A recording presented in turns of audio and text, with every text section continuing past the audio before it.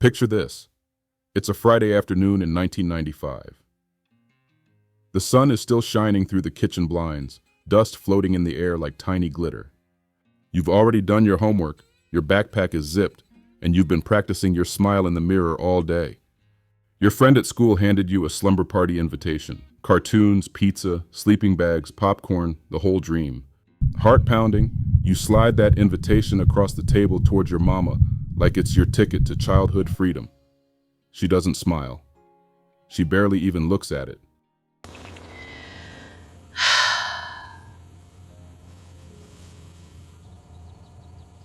What is this supposed to be? And then you hear the dreaded words. Little do you know, you won't understand why your mother says no until you are a lot older. No, you're not sleeping over nobody's house. And just like that, the fantasy ends. No debate, no explanation. Just a door slammed shut before you could touch the knob. But that no wasn't random, petty, or controlling. It came from a place most children never saw or understood. Scope News does a deep dive. The truth is even darker than some realize, because sleepovers weren't just about sleeping somewhere else. They were about letting your child out of your sight, out of your reach, out of the one place you could guarantee their safety, and that was never a risk most Black parents were willing to take. See, a lot of Black families didn't grow up with the luxury of trusting other people's homes, especially not white homes, especially not when historically, walking into the wrong house could mean walking into danger. The fear wasn't just about the family. It was about the unknown, the what-ifs, the whispers in the dark, the grown men who weren't right.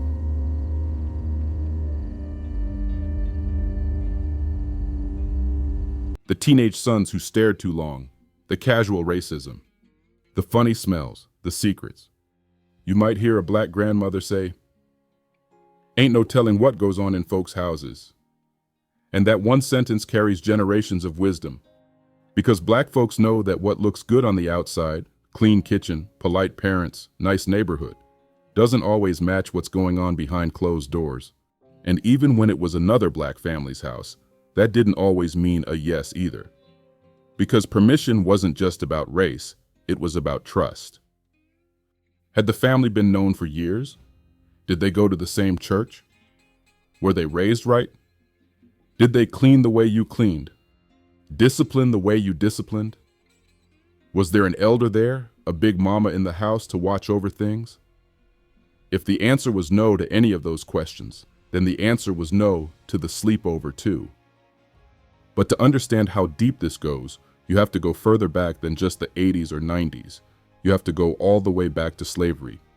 When you were enslaved, your children could be taken from you in the middle of the night.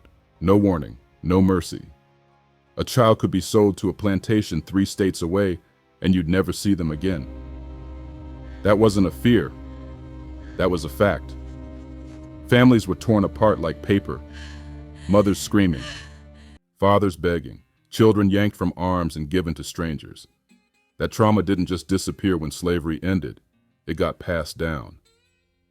It showed up in overprotective parenting, in the constant need to know where your child is, in the fierce refusal to let anybody else raise them, even for a night. Because when you've had your children taken from you, your descendants learn to hold on tighter. Even after emancipation, Black families still weren't safe from forced separation. During Jim Crow, a Black child could be arrested or lynched for a glance. Parents were forced to raise children in a country that saw them as threats, not babies. And with foster care systems, chain gangs, and poverty ready to scoop them up, that same message was passed along. Keep your children close. Keep them near. Don't trust the world with them. And so by the time sleepovers became a thing, complete with pillow forts, scary movies, and sleeping bags, many Black parents couldn't enjoy it the same way. The concept clashed with a very real, very raw history of loss. But even for those who weren't thinking about slavery directly, the cultural memory stayed. The instinct. That deep down feeling that something just wasn't safe about letting your child sleep under someone else's roof. Because if something happened, Would your child be believed? Would the other parents protect them?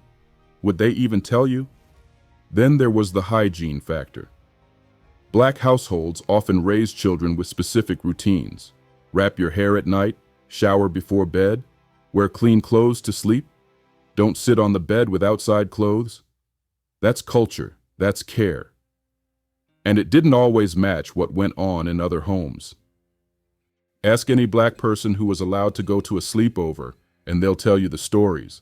Dogs licking the dishes, no hand soap in the bathroom, people walking barefoot on carpet that looked like it had never been cleaned, families who didn't use washcloths, or who let their cats jump on the kitchen counter. Or worse, seeing someone let their dog lick the dinner plate, then kiss the dog on the mouth right after. You're supposed to eat after that? Nope, black folks don't play like that. But sometimes the fear isn't just about germs, it's about survival.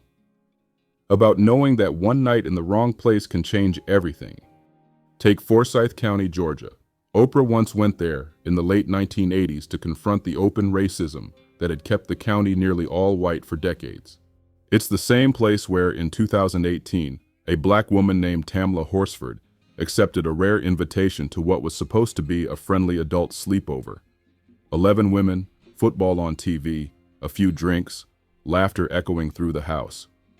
She was the only black woman there. By morning, Tamla was dead, found face down in the backyard, still wearing her pajamas.